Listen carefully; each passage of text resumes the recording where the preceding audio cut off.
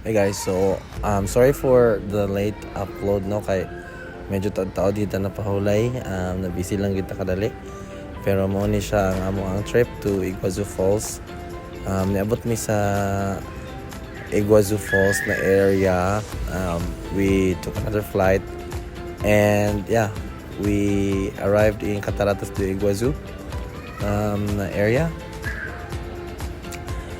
Gabi na, so rest lang mi pa the next day. Palit na mi yung ticket, so DIY ra ni.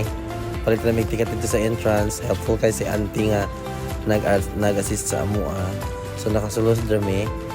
And it was cheap, pero we needed to process the payment by card. Maong kung mga nimo diri dalagi lang gid og card. Luckily ni gana raman ang among mga cards. So mo ni siya ang itsura sa Iguazu Falls from the Brazilian side. So mas nindot ang Brazilian na side, meaning ang sa Argentina na side actually ang nindot, pero makita nimo siya sa Brazilian na side. Some people ilang ginabuhat ga tabok ra sila sa Argentina. Unfortunately for us kay ang ako makauban dili man makatabok sa Argentina, so wala namin itabo. But still nakita na mo up close pud ni nga kay nagmakuko safari man mi after among gi-explore ang falls no, from the outside of the water, basta ka nang wala pa mi ning tusnog gid sa tubig sa Iguazu Falls. Mo ni siya ang view, so everywhere ga stop me. Ga video gid ko kay amazing kaayo siya sa kadako niya no. So we had three nami tulo ka good nga destination no. So katong Rio de Janeiro where the Corcovado no, Cristo Redentor is located, and then kanida yon ang Iguazu Falls. Gusto gid namo pod mag-adto sa Amazon, pero wala na namo na adtuan ang Amazon, or at least wala na nakaadto ko mga friends kaya kulang na sa time, and Brazil is their last stop. But I will talk about Amazon later on sa akong next uploads. Pero for now, mao ni siya ang Iguazu Falls no. Dili na siya hugaw, pero ingon na sila tungod na sa minerals coming from the mountains, ingon ana ang tubig. Siguro apil na pod ang soil erosion kay gikan man na siya sa ibabaw, pero makita gid nimo kung unsa kadako kaluag ang Iguazu Falls. And one of the wonders gid ni siya no, dako gid kaayo ang Iguazu Falls, as in amazed ka sa kadako niya. Although I've been to Niagara Falls, so makompare sad nako siya, but a lot of people pod moanigi diri sa Iguazu Falls. And again sa akong giingon lagi, daghan kaayo gatabok gid paingon sa Argentina. And kan sa man lagi ni nga atong pulang passport Pilipinas, di man nga na ka-powerful nga makatabok-tabok lang bisang asang country ha. Luckily for us kay ang Brazil makasulod rata no, without visa.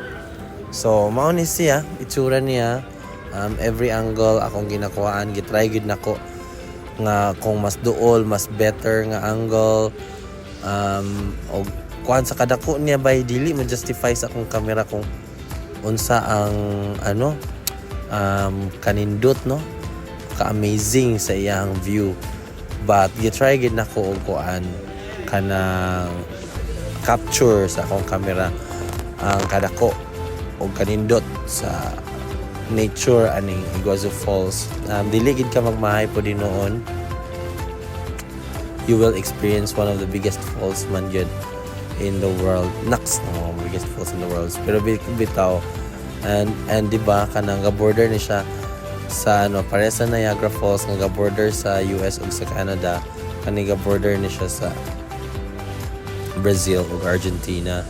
So na ay bridge kani nga pwede rin mo lakon tabok na ning ka sa Argentina. However, challenging siya kung parehan ako nga ang passport Pilipinas agay, di ba? So mo storya ako about sa Argentina pod later on, pero sa karon i-witness ninyo na unsa kanindot ng Brazil. Ay Ginoo ko, perte man jung ninduta. O nya timing pagikaayo kay naay rainbow pag adto namo. So appeal gid siya sa akong video, appeal gid siya sa akong gi-capture. Kuanday ni kay after ani manggod among pagsuri-suri diri, nagmakoko safari mi. Mga katong sa Makoko Safari, naay part dito nga moadto mi sa Devil's Throat. Ang Devil's Throat mo to siya ang murag tagakan gid sa tubig, no? Sa isa sa mga falls gid diri sa Iguazu Falls. And of course, mosulod dito ang imuhang barko. So basa jud mo. So just a tip, so kung magmakoko safari mo, mosulod mo, kuan mo ato, expect nga mabasa mo. In other words, either magdala ka og waterproof na camera or naka-cover sa plastic ang imong camera nga cellphone kay mga basa gyud mo. Di ka kaingon nga di ka mabasa. Fortunately for us, ako nagchinilas lamang ko. So okay ra pud na mabasa akong sanina and whatever. Kay of course,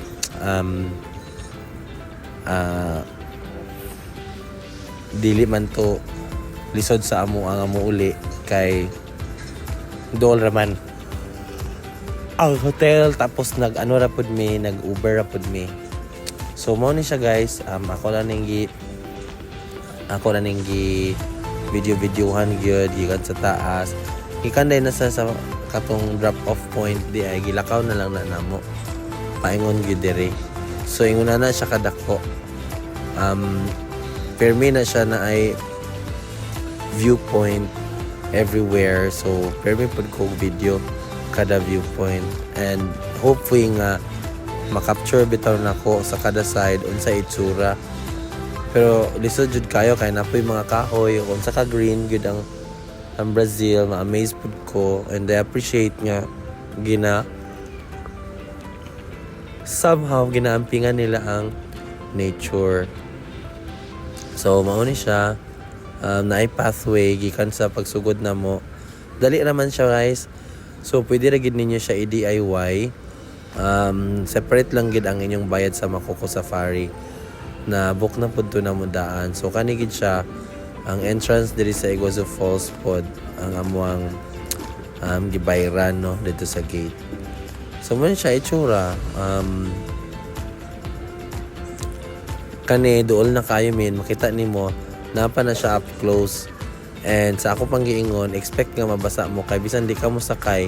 If you wanna get close good dito sa falls, good bitaw, mabasa ka bisan pisik-pisik lang kay ingon anak kusog ang tubig.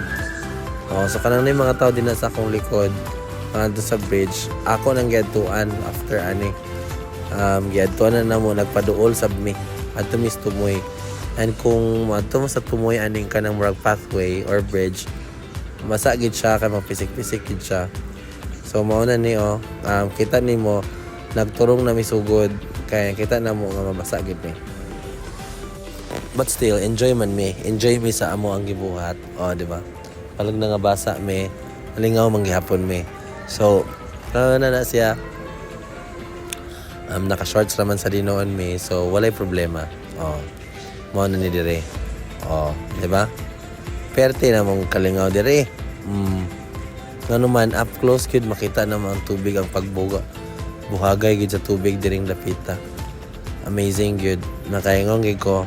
Isa gid ni siya sa mga must see gid for someone who loves traveling and one who loves nature. So naara gid na din ha pirmi ang rainbow tanawa. So daghan lang gid kay pud ni siya tao, so tulat kasi imong turno no kung kano sa ka makalugar din ha. But this is the amazing beauty of Iguazu Falls, and as you can see, nindot gid siya from the camera itself. Nindot na gani unsa na lang ka kung ikaw gid mismo maka-witness dito, makaadto gyud. So I highly recommend also visiting Iguazu Falls kung kaya sa itinerary. It's not just Rio de Janeiro. Isa gid ni siya sa akong maingon nga worth it nga among giadtuan. And to move around, nag-Uber gid pud mi. Wala na mi naghasol-hasol nga unsa pa din ha kay because of the limited time that we have. So mo nang pag abot na mo dito sa kuan, diretso din mi tan-aw asa may makadiskarte kung unsay mga masakyan paingon sa Iguazu Falls. Ang ending nag-Uber na lang gid dayon mi. And tuod man naabot man gid sad may diri. So kita nimo din na sa Picas na ang Argentinian side. See? Okay, so muna din na ang side sa Argentina. So di mao din ni katong pag Makoko Safari na mo. This is the way sa Makoko Safari, no? Pauli. So para pap na dayon mi guys. And that was our Iguazu Falls adventure and experience. I hope nga nakashare ko gamay sa itsura. So mao ni siya ang sakyan di ay papunta sa drop-off food. Falls de Iguazu sa Amberca. Diba? So mao na ni Sao Paulo. To make Sao Paulo. So roy mi gamay sa Sao Paulo. And this is their last stop kay pauli na po dayon sila sa Dubai, sa Emirates. But we explored a little bit of Sao Paulo, do some shopping. Nag-shopping bitaw akong amiga diri sana all dato. Witness na namang mga artworks diri sa Sao Paulo. Sis, sinong nag-shopping? Sana all pampasalubong. Wala na. And of course, dinner na dahil ni. Last dinner na mo together. Kay Pauline na. Suko kay siya kay ko daw yung no. Hi, Ken. Yan. So, thank you, Brazil. Thank you for having us next month. Bitaw. Todo bem. Lingaw kaya may dyan may kabalubang Portuguese. Bella, Maria. All in all, na ay certain danger sa pag-visit nimo sa Brazil because of security, pero still ma-enjoy nimo. Highly recommend still ang Brazil, and they are very happy people. I'll share more about my experience in Brazil in other areas. So for now, that's it. Thank you so much for watching. O again, suportahin mi sa among mga laag sa pag-like and subscribe. Daghang salamat. See you on my next upload. Bye!